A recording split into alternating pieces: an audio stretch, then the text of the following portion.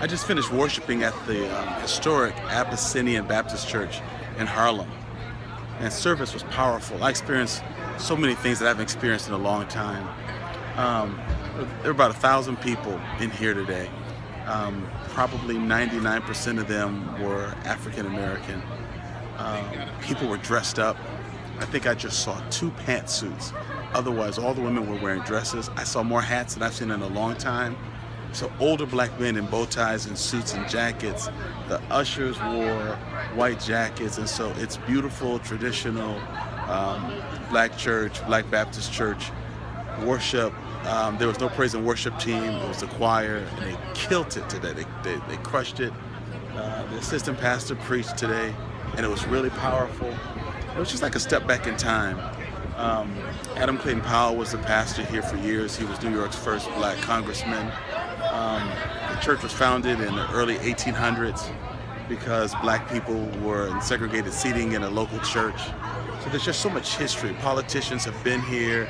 The pastor, Dr. Calvin O'Butts, has done a great job of encouraging community activism. Today the message was calling the church out to tireless duty in the work of justice. I mean, that was a sermon, that was the message. The pastor called out politicians who weren't serious, and he didn't say any names, but who weren't serious about rebuilding this community, and called the people to action. He called them to tithes and offerings and let the people know what the cause was so that no one could feel that it was going for any unjust cause. And it just did my soul good. I haven't been around this many older black men and women in a long, long time. And after church, they had a dessert social, and the dessert of choice today was banana pudding. That's a black thing. If you don't know black culture, you just need to know this: banana pudding. Say it with me: banana pudding. And so they had different people do it. The deacon sponsored it and paid for it. So everybody went downstairs to get some banana pudding. So this was just powerful. Being up in Harlem on a Sunday morning worshiping, being in this cultural environment where the church was reminded to be a cultural presence in this world.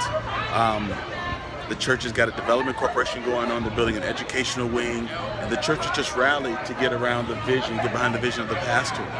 Where I'm from in Madison, the faith community has not traditionally been a part of that. I don't feel like it's been very welcomed into that community, into those affairs, into that arena. I feel that it's happening. I feel it's a new day for our city.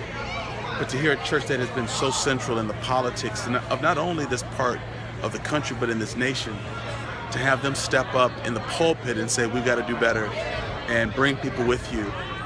They're having workshops on systemic racism and its impact on economics, and they're educating their people. Thursday night, come and learn what you can do, learn what's going on, understand what's happening here. I love it. I love it. I love it. And so when I'm not at our church, when I'm not at Fountain of Life, when I'm not Covenant, not only am I historically a Black Pentecostal Kojic guy, but I'm now when I'm on vacation like this month, I'm Baptist. So to all my Baptist people, I know you're shouting right now, thinking about changing our carpet to red.